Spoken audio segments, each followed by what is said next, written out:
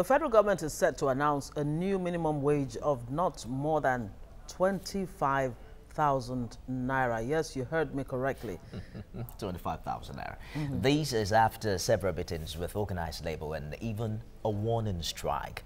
Labor have been clamoring for an increase in the national minimum wage for some years now, citing harsh economic conditions. Well, the 25,000 naira being proposed by the government is a far cry from the 65,500 put forward by labor. Now, this is even as the organized private sector is proposing a new national minimum wage of 30,000 naira. Now, how will things play out between the federal government and labor? Will both parties meet halfway, or will the stalemate culminate in another strike? So halfway is 30,000 naira. 30,000 naira. Well, is it good enough? I really urge you. This halfway, is this where we should begin from to actually make any progress with this labor federal government impasse, or should they insist on more? You know, the minimum wage issue is always a difficult issue to discuss and to debate, because on the one hand, you can't run away from the brutal and ugly reality that the Nigerian worker earns a take-home pay that doesn't take him home.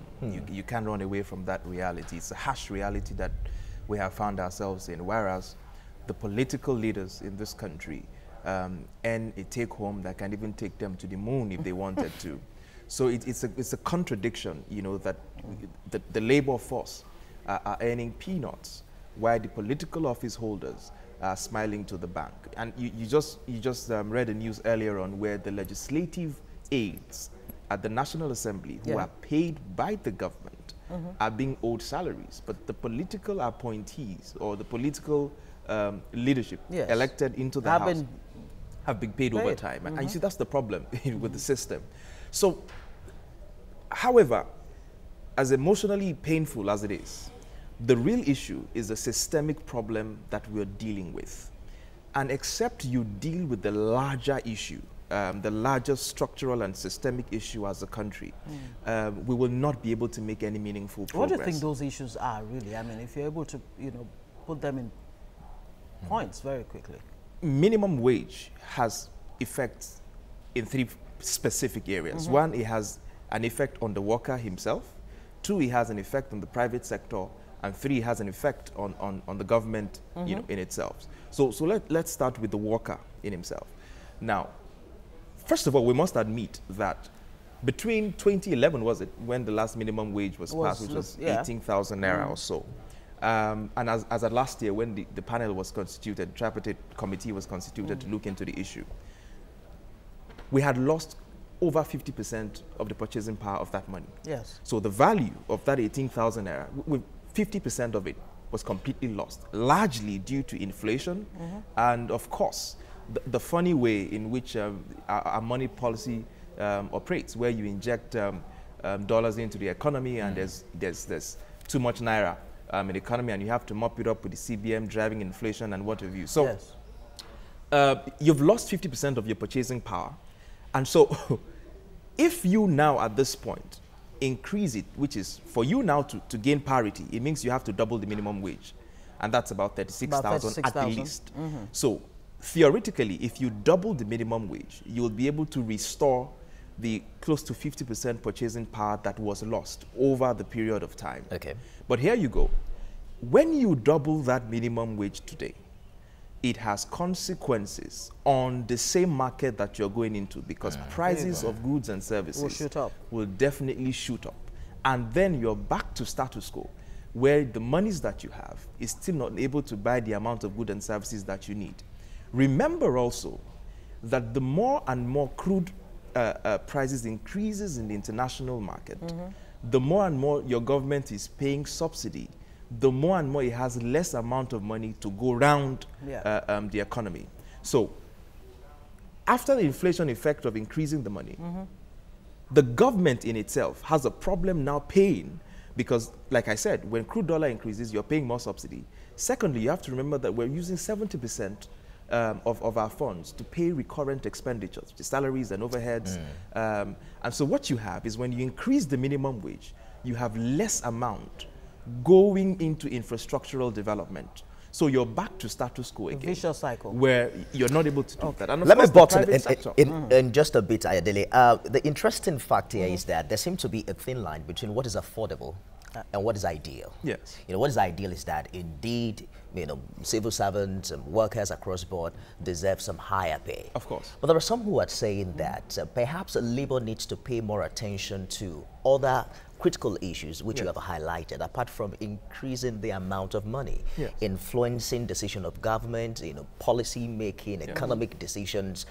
How exactly is this feasible for the Labour Congress? I'm not going to pretend there's going to be an easy ride for them to influence those things at the top level of government. You know, but then we must evolve a new strategy as a country with dealing with our issues.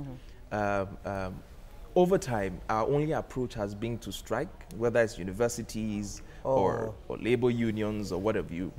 The old approach is to strike and strike and strike. And we've been striking since Jega led a powerful strike in the early 1990s. It's not changed anything significantly.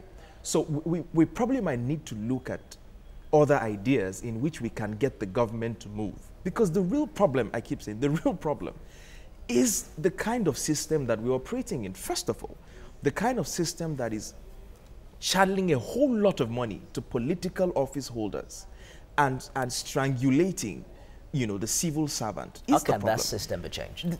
Another problem is the fact that we're running, it seems like we don't understand the consequences of the kind of monetary policy that we run in our country. Just imagine it for a second, that the easiest way to make money, right, is for you to buy government bonds in Nigeria. It's very easy. You just get 16, 17% on your funds. Yeah, but some experts would even tell you that the monetary policy aspect of it is fine, but where you have that problem is the fiscal policy angle. You know, if you don't have a convergence between the two, whatever you do is dead on arrival. I agree that there has to be a convergence. But the problem is you can't have a double-digit inflation and expect the value of your naira to be retained. It's almost impossible. And of course, you expect that the private sector is going to pay, you know, this. Take for instance, like I said, the benchmark is 36,000 at the very least. Which they say they are willing to pay. At the very least, yeah. So the private sector has to pay that. And if you have to go ahead of that, what it means is that you're raising the burden on the private sector that is already borrowing at a high cost to fund its operation. So do you agree with some experts like, you know, Rewane, who says more higher wages will mean more unemployment because employers will not be able to employ? It is not rocket science because the employers of labor are operating in a crude business environment. The cost of borrowing is high. There is hardly any infrastructure. He has to provide his own power. He has to struggle through this economy that is dwindling.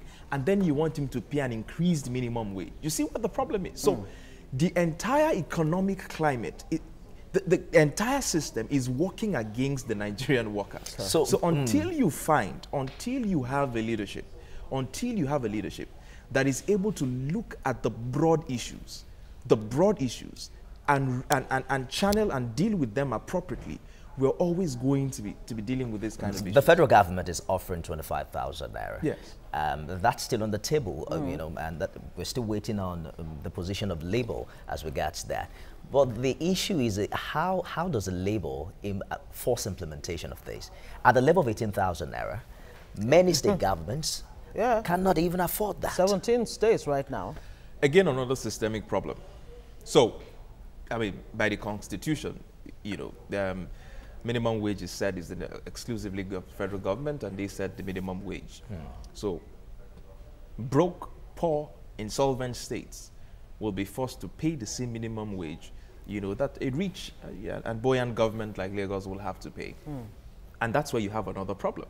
So, is it not clear that if states cannot pay 18,000 naira minimum wage, and there's no way they're going to pay 25,000 naira. It will be quite unrealistic to expect that they are going to pay 25,000 that they're even offering. So you're going to have a situation. That's 7 naira on top of 18,000. 7,000 now. How much difference really will 7,000? But have you paid the 18,000 naira?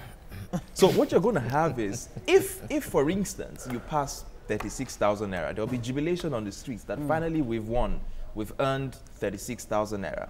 The real issue will now be when you go back to your respective homes and you expect your governors to pay that 36,000 naira. Governors who have owed several months of salaries have won re-elections. Governors, they've had their prodigies, you know, take over government. So what are we saying here? So I wonder what you think is playing out. That's what, we're even emboldening. How many strikes were led in several states in the country that were being owed salaries? How many strikes have been led in these states? All right. So this is a real problem. Well, I guess we'll have to leave it here. Ayodele Adio, though the SGF, the Secretary to the Government of the Federation, has said Nigerian workers will smile very soon. Whether 25,000 will make them smile is another matter. And bearing in mind that deal with the elephant in the room. Bearing in mind Too much that money is going to political office holders. Fix that. Fix your larger economy. Fix that. Deal with inflation. Ensure that the Naira has far more value to the extent that you can buy what you want with the 18,000 Naira. You know, God, if they say anything is possible in an election year. Okay. The aviation staff Let's let him go to get some 25 billion Naira.